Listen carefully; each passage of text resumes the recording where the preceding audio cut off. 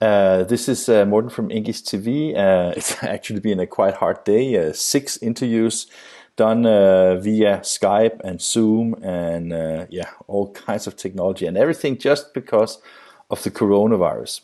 Or at least that is the excuse. But I have actually decided that this format probably needs to go on after the corona as well because it gives you an opportunity to talk to a lot of people in a nice way and in a format that you can't do physically. We will continue doing our stuff the way we do, but this is a new thing. And I'm very, very happy right now. As you can see, I'm smiling because I am about to welcome one of my very good friends, Diaz from Smart Press in Chanhassen in the US. So welcome on board, Diego. Hello, Morton. And you're the only one that have actually chosen to use your mobile phone, and that is because you said that you were what do you say? You did compartmented your printing company, or what? Yeah, Is that the right word? yep, yep. We've separated out the print companies, so we have all of our different sections: large format, fabrication, small format, are all separated just to keep it as safe as possible. But that means that I am stuck out back with the loudest machines possible. So I've fleed into an area where hopefully everyone can hear me. I tell you that maybe nobody can hear you right now, but I know your voice has very high value in the printing industry.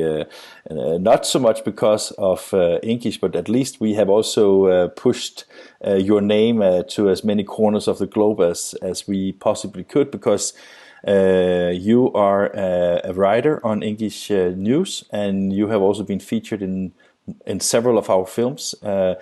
Have that changed anything in? Did you get some new friends, some new contacts, or is it just been quietly a part of your life?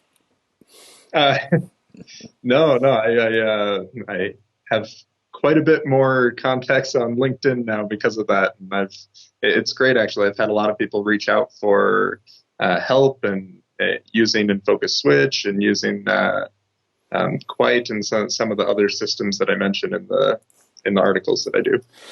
And when I asked you to do these 10 articles, and I think did we do 4 now or 5 now?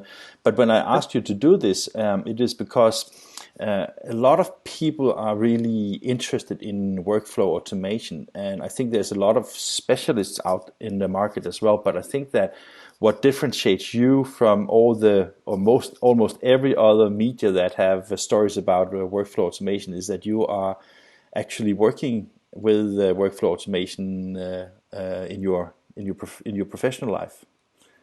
Yeah, I mean that's been one of the funnest things. I've been on the vendor side. I've been a vendor. I've sold, and now for the last 5 years, I've been getting to apply them in my own company, and that's so much fun to be able to focus all your energy on actually doing it and live it. That's cool. And if you look at, as you mentioned, you have been on both sides of both the buyers and sellers. I was just wondering.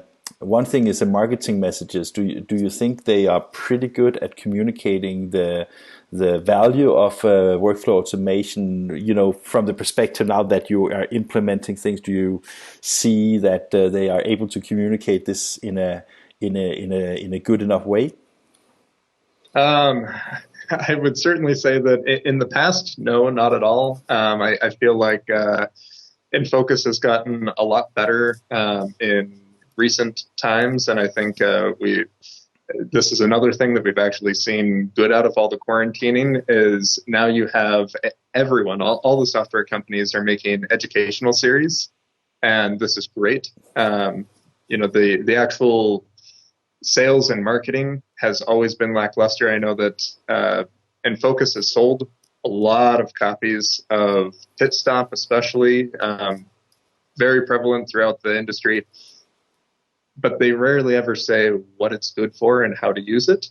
It's mostly just, hey, this can add automation, this can add workflow and a lot. And then you end up with all of the resellers, the consultants, and the consultants love to pitch the benefits, and they talk about what it's going to do for the company. But again, they're not saying how to use it. They're not talking about direct value. They're mostly speaking to the value that they will add. It's funny that you mentioned this because, as you know, we have done quite a few films with In Focus, and I like the people a lot. The funny thing about it is that when you see there, that is also a question that I've asked the managing director Wim Franzen about a couple of times. Is whether they have ever been speculating about their business model, because they have like resellers, and I'm not questioning that model at all. So that's not that's not where I'm going to take it. But it's funny because if you know and focus mostly from your implementators, you are very depending on the level of knowledge they have. So when they come to your place, I think that when I saw your printing company, I was blown away about size and level of a degree of automation and how you implemented everything. And I don't think that anybody from most implementators would be able to just go into a company like yours and suggest what you have done. So does it resonate at all what I'm saying? No. Yeah. No, absolutely. It's the integrators, they're few and far between. They're integrators, they're resellers that know a lot about the product. There are also integrators and resellers that have huge suites where they sell many different softwares, and they might be specialists in one of them, but they often don't know everything that they sell. And that's been my biggest challenge over the years, since I've been a vendor selling workflow components or being a vendor supporting equipment that can use workflow components. And I would say that's where I've spent most of my time, is being a vendor selling things that can use workflow components, like as a selling presses and selling things like that. And what we frequently saw is people would buy Pitstop, people would buy Switch because it's got a relatively low price point. You don't have quite as many people running out there and buying Esco and things like that have a very high price point, because you're fairly committed at that point. But you have a lot of people that do that, but they go out there with their budgets. They buy the software, it's inexpensive, but they don't realize that the majority of the expense is going to be in implementation. The time, its skill, and they haven't prepared for that. They haven't budgeted for that. So they're not willing to hire an integrator. They'll buy the software because they thought it was a cheap, inexpensive, out of the box solution to make the business better. Exactly. And then they open it up and they go, okay, now what? Where's my automation? Where's the CD? I installed it. Yeah. And that's the crux of it. Is it has very little to do with the software. I mean, I've got it all here, which is super nice. I love this company that's willing to invest in these different things. But I've got Switch, I've got Twist, I've got some Esco products. We've had Printergy. I've got virtually everything here. And what's nice is they all have special points. They all have things where one is better than the other. And once you understand them, you can get them to all work together in conjunction with each other. But isn't that like when we spoke about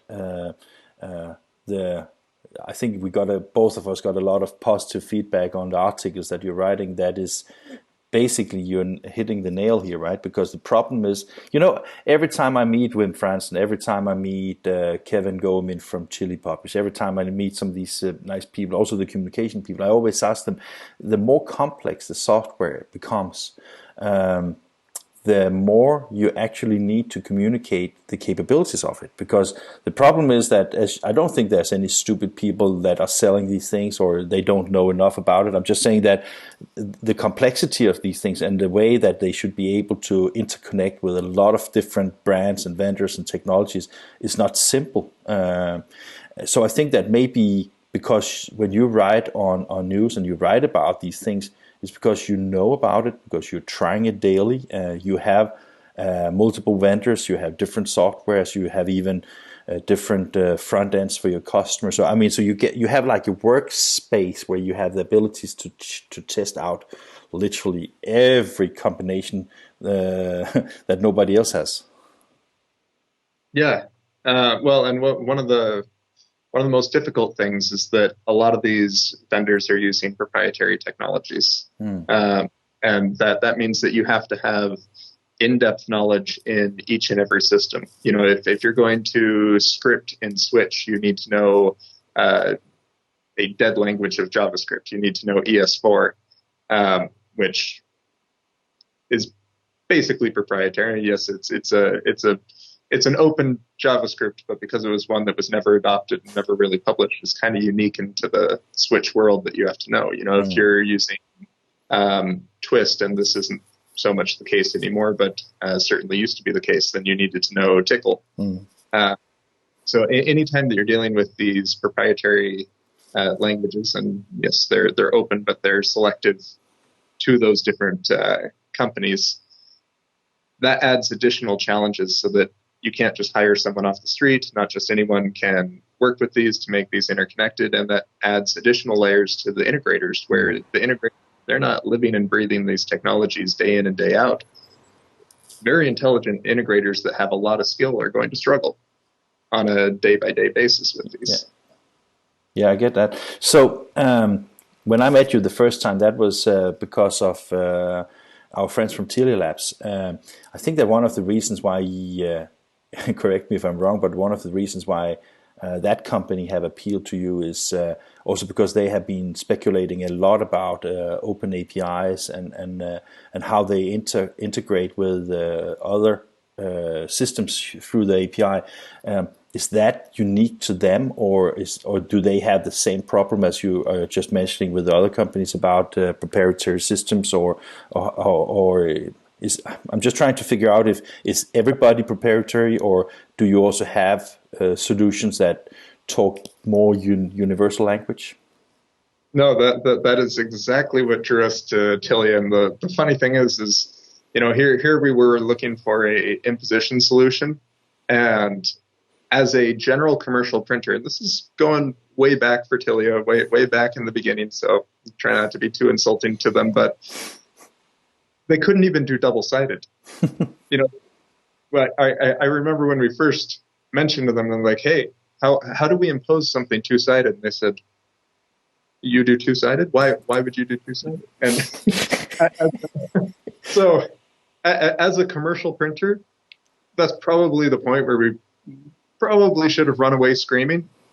But what drew us to them is, here's a company that understands open APIs, makes really good APIs with great documentation. Here's a company that allows scripting and does so with modern scripting engines, with common languages. Just, wow, this is a software company that gets it. And certainly their imposition for what they did was fantastic. You know, when you're looking at for labels and where they started, they did a phenomenal job of it. So we saw that and said, okay, if they're able to do that, they have promise. They have promise because they get it from a software point of view. They do more modern software engineering than any other vendor that we saw out there. And okay, they weren't quite there for our needs in the beginning, but they came there quickly. And it's having the foundation as a company to understand modern architecture that can work with other vendors, with other companies, and where you can do things universally instead of proprietarily. That made the difference. That's like, okay, this is the company we want to work with. This is a company we want to deal with in the long term. They're going to go places, and they have. Yeah, cool. Just before I started this interview with you, or this conversation with you, I spoke to Raymond Duval from Ultimate Technographics, also a relatively recognized workflow automation imposition partner. And one of the questions I asked him was, a lot of printing companies have a lot of legacy systems, also because almost every printer delivered today is delivered with some kind of imposition or some kind of workflow. At least the DFEs are different from machine to machine. Is that something that you take into consideration, because you have a vast number of machines in your printing facility, so also from different brands? How do you cope with those kind of things? Sure. Yeah, every vendor always wants to be everything to everyone so that they can lock them in. That was not his words. That was my words, because I was thinking that sometimes, sorry, so it's just not to put him in a bad position. I was just more like, if you buy a printer, then you have for example, if you had, when I used to work for Xerox 20 years ago, it was like if you had like a fiery front end, it was limited to be only used with that printing device. So I had to, if I had 5 of them, I had needed to have 5 DFEs, right? So I was more asking because you have a lot of 12,000, so you have a lot of binding equipment. You have probably more equipment than when I was visiting you the last time. So I was just wondering, with the legacy systems that comes with the equipment you invest in, can you easily integrate that into the workflow that you are developing together with the software suites that you have decided to choose from? Well, and that's, every vendor does want to be everything to everyone. We see that from all of the equipment manufacturers, from HP, Xerox. Everyone wants to have their okay. So that is like generic. They try all of them basically. Yeah, and Yeah. that's one of the things that drives me nuts about all of those vendors, because for me, as someone that has all of the equipment, we like to vet everything, and that includes our technology solutions. And that means that we don't just want to go with what that vendor sells in their package. We want to go with the best. And that means we need interconnectivity. So that's something that we actually have got this big long form that we make everyone fill out whenever they do equipment purchases. And one of the things that we ask for is, what connectivity tools do they have so that their system can connect with other systems? Because we want everything to be as genericized as possible. We go way back to my OSE days, and I was heavily involved with SIP4 and JDF, and I've carried that into that form that I developed here, so that we can accurately judge the equipment when we're bringing it in. When I'm buying a press, it's not just about, how fast does it print, how good is the quality, or anything like that. It's, hey, how much can I program this via JDF? Sometimes because you need it, sometimes because you can, right? Yeah, absolutely. It's every step. We talk about things like the coronavirus right now and where we are, and people are stressed out, tensions are high. When people are stressed out, tensions are high, things like that, people make mistakes. And people that know their jobs, expert pressmen, will make mistakes because it's a stressful time. Yeah. When you have automation plugging in everything via JDF, sure. Can the pressmen do it? Oh, yeah, they know. But when you have automation doing that, automation doesn't get stressed out. Automation doesn't freak out. Automation is there. It's the calm, force beside you that is just consistent day after day after day. So that's why, I do. I try to program everything possible via JDF. Yeah. And sorry, yeah. Well, I was just going to say, can the operator do it? And could they do it sometimes faster without the JDF? Sure. Mm-hmm. But it's nice to always have it there, even if you don't need it. And I guess that one of the key elements in your decisions on how you have architected your workflow is also that you become brand independent, you become format independent, you become independent from a lot of different things. So you can take pieces of your equipment and easily exchange it with something else, because you don't have to rely so much on anything else than your own workflow, right? That is exactly the case, and that's why we look for that interconnectivity, and that's even our workflow itself. We do that with, as far as again, we've scripted everything, and we've made external processes to do translations so that we're not limited. just talked about some of those proprietary languages like Switch is ES4 or, Twist, Tickle, things like that. We build software on the outside of those systems to translate everything so that we can even plug in different software pieces, different workflow pieces, different automation pieces. And because we've genericized everything, that way it makes it agnostic, not only on the production floor in terms of being able to swap presses out to whatever the latest, greatest technology is, but also to our workflow components themselves. Yeah. So that we can swap things out and keep things. Yeah, fantastic.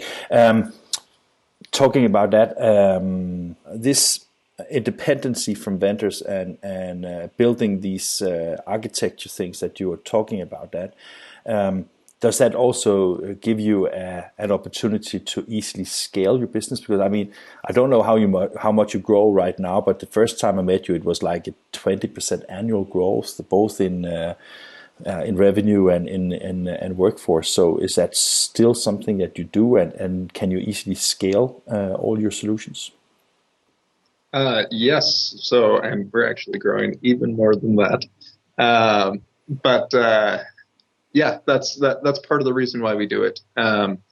It allows us to do things like, in the case of Switch, we've just been, adding servers as we go, because we've built interconnectivity so that we have it automatically updating across multiple servers. We can grow things when we look at all of the JDF that we do throughout the shop as well, throughout the production floor.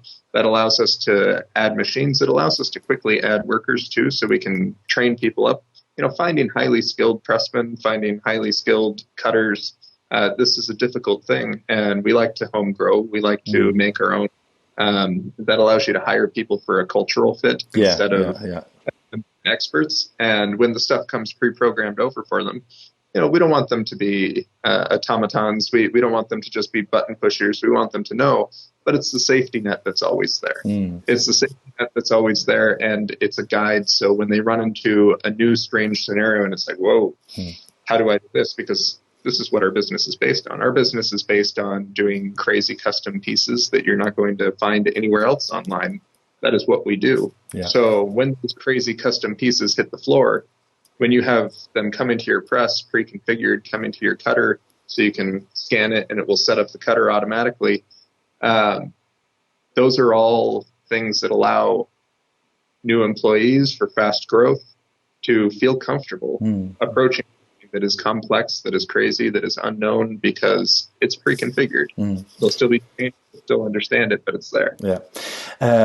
When you gave a speech in Denmark almost 2 years ago about your history and how you see workflow automation, one of the things you said in that interview I did with you was that you want everybody in the printing industry to get automated and get into workflow automation.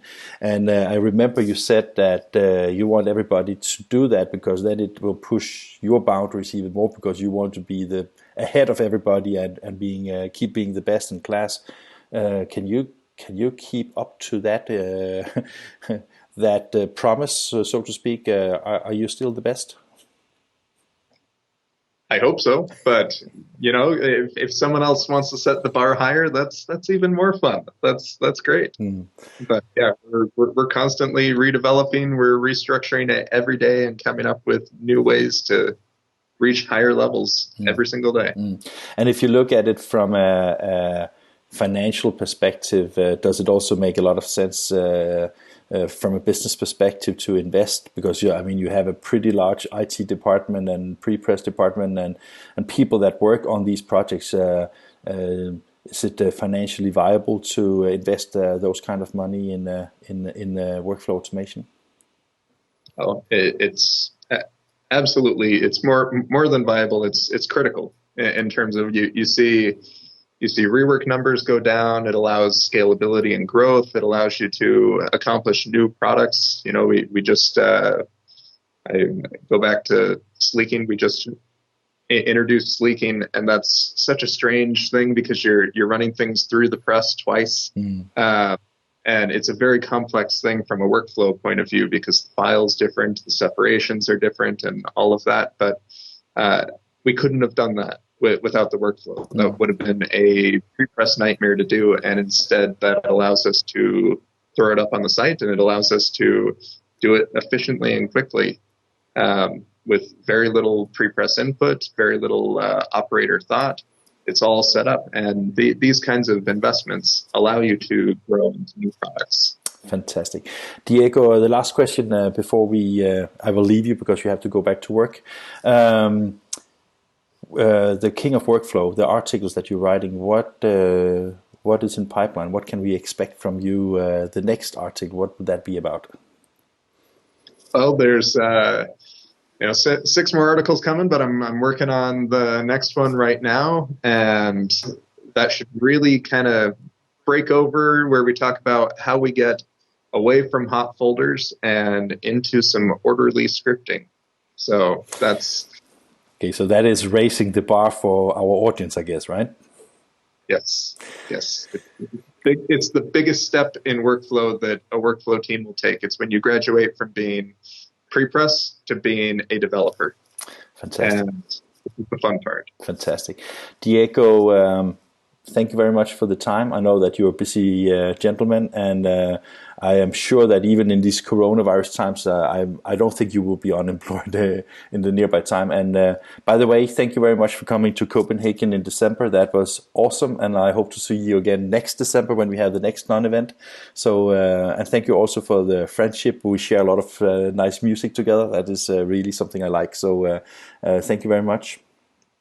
Thank you, Martin. I look forward. Okay, thank you. Bye.